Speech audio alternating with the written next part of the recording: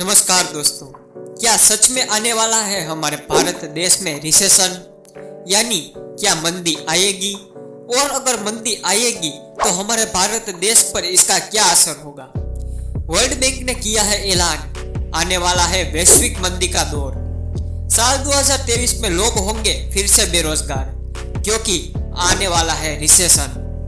बैंकों से ब्याज लेना पड़ेगा और भी ज्यादा महंगा, बढ़ेगी महंगाई और कम होगी कमाई। यह सब सुनकर कहीं आपको साल 2008 की मंदी का वो दौर तो याद नहीं आ रहा? लेकिन दोस्तों, अब की बार हालात उससे भी कई गुना खराब होने वाले हैं। आखिरकार मंदी आने का कारण क्या है और क्या हम इस मंदी से बच नहीं सकते? पूरा सच जानेंगे आज की इस वीडियो में, तो वीडियो के अंत तक जरूर बने रहना। वर्ल्ड बैंक के अनुसार इस समय हमारी दुनिया पिछले 50 सालों में से सबसे बुरे दौर से गुजर रही है।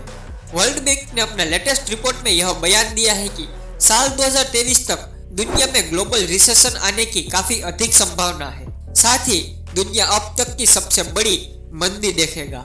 वर्ल्ड बैंक इतनी बड़ी बात ऐसे ही नहीं कर सकता। असल में दोस्तों, इसके एक्शन दिखना भी शुरू हो गए हैं।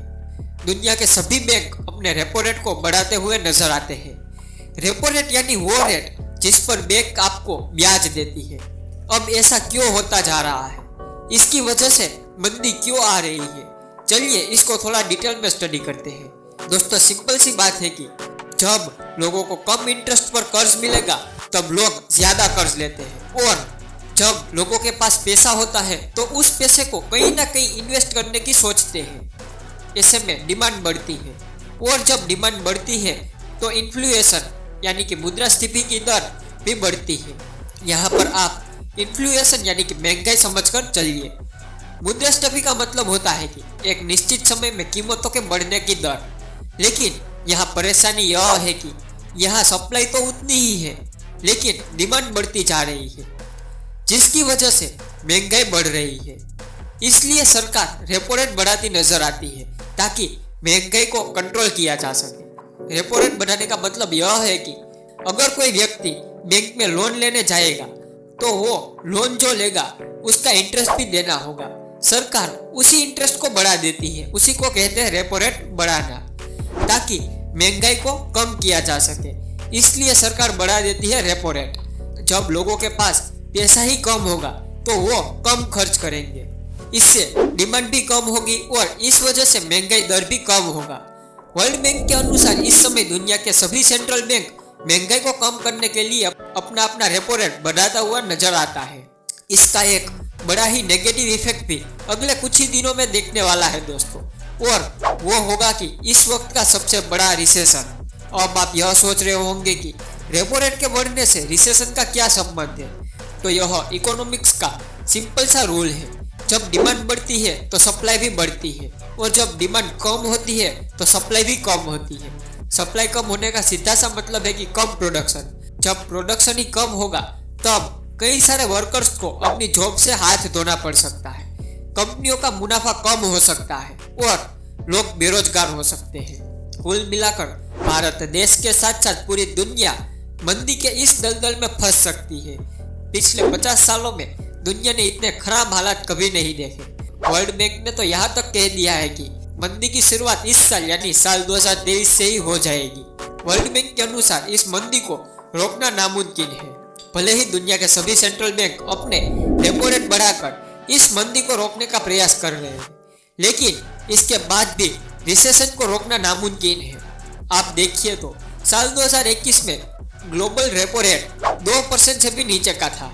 लोग आराम से पैसे कमा रहे थे और लोग खूब पैसा खर्च भी कर रहे थे, लेकिन अब इस रेपो रेट को बढ़ाकर 4% कर दिया गया है। लेकिन भारत में तो अभी रेपो रेट 5% से भी ज्यादा हो चुका है, और देशों के सेंट्रल बैंक यानी कि रिजर्व बैंक के अनुसार अब इस रेपो रेट को और बढ़ाया जा रहा है। वर्ल्ड बैंक ने अपनी रिपोर्ट में साफ साफ कहा है कि सभी देशों को अपनी सप्लाई में आने वाली सभी रुकावटों को दूर करना होगा। सभी कोशिशों के बाद भी साल 2023 में महंगाई का दर 5% के आसपास ही रहेगा, ऐसा अनुमान है। इस पूरी समस्या का हल भी वर्ल्ड बैंक के प्रेसिडेंट ने बताया कि इस मंदी का सबसे ज्यादा असर विकासशील देशों पर पड़ेगा, और हमारा भारत देश भी डेवलपिंग कंट्री है। हमारे भारत देश में महंगाई दर बढ़ने से समस्या अति गंभीर हो सकती है। इस समस्या से बचने के लिए सभी देश को करेंसी स्टेबिलिटी और तेज विकास पर फोकस करना होगा। अभी सभी बैंक इस बात पर फोकस कर रही है कि अगर वो रेपो रेट बढ़ा देंगे तो लोग कम लोन लेंगे, जिसकी वजह से उनके खर्च भी कम होंगे और महंगाई का दर नीचे आ सकता है। लेकिन यह स्ट्रेटजी बिल्कुल गलत है। आने वाले समय में इसका काफी गलत प्रभाव देखने को मिल सकता है। रेपो रेट बढ़ाने के अलावा सभी देशों को सप्लाई बढ़ाने पर ज्यादा जोर देना चाहिए। अगर ऐसा नहीं होगा तो प्रोडक्शन कम होगा, जिस वजह से भारी मंदी बढ़ेगी। कुल मिलाकर अब मंदी आना तय हो गया है, इसलिए लगभग सभी देश की बैंक अपना अपना रेपो रेट बढ़ाती हुई नजर आ रही है। दोस्तों, अभी तो हम पूरी दुनिया की बात कर रहे थे, लेकिन अब देखते हैं हमारा भारत देश कहां पर खड़ा है। भारत का इस मंदी में क्या हाल होगा। इस वक्त भारत देश की जीडीपी 13.5% है और इस वक्त हम ग्रेट ब्रिटेन को पीछे छोड़कर दुनिया की 5वीं सबसे बड़ी इकोनॉमी बन चुके हैं। मतलब कि आने वाले समय में हमारी इकोनॉमी स्टेबल है। अभी भी हमारे पास मौका है तेजी से विकास करने का और साल 2027 तक चौथी सबसे बड़ी इकोनॉमी बनने का। वर्ल्ड बैंक ने यहाँ तक कहा है कि आने वाले समय में भारत चीन के बराबर ना सही लेकिन उनके आसपास आ सकता है। लेकिन आगे इस दुनिया की कुल जीडीपी की अगर बात करें तो इसमें चीन का 18% शेयर और अमेरिका का 16% शेयर, जबकि भारत देश का योगदान इसमें 7% है। लेकिन इस वक्त पूरी दुनिया की इकोनॉमी एक बुरे वक्त का सामना कर रही है। इसके कई सारे उदाहरण देखने को भी मिल सकते हैं, जैसे कि पूरी दुनिया में खाद्य पदार्थ और ईंधन के भाव काफी तेजी से बढ़ते हुए नजर आते हैं। रूस और यूक्रेन के युद्ध के बाद से पूरी दुनिया में पेट्रोल और डीजल के बाद अनाज की भी कमी हुई थी। वहीं चीन की महामारी की पॉलिसीज के चलते वहां से माल इंपोर्ट करना भी काफी महंगा हो चुका है। लेकिन इसके बाद भी हमारे भारत देश पर इसका कोई ज्यादा असर नहीं दिखाई दे रहा है। इसका कारण यह है कि हमारी भारत सरकार के द्वारा ऐसी कई सारी अच्छी स्कीमें चलाई जा रही है, जिसकी वजह से वैश्विक मंदी का असर भारत देश पर नजर नहीं आ रहा है। लेकिन अभी यह रास्ता आसान नहीं है।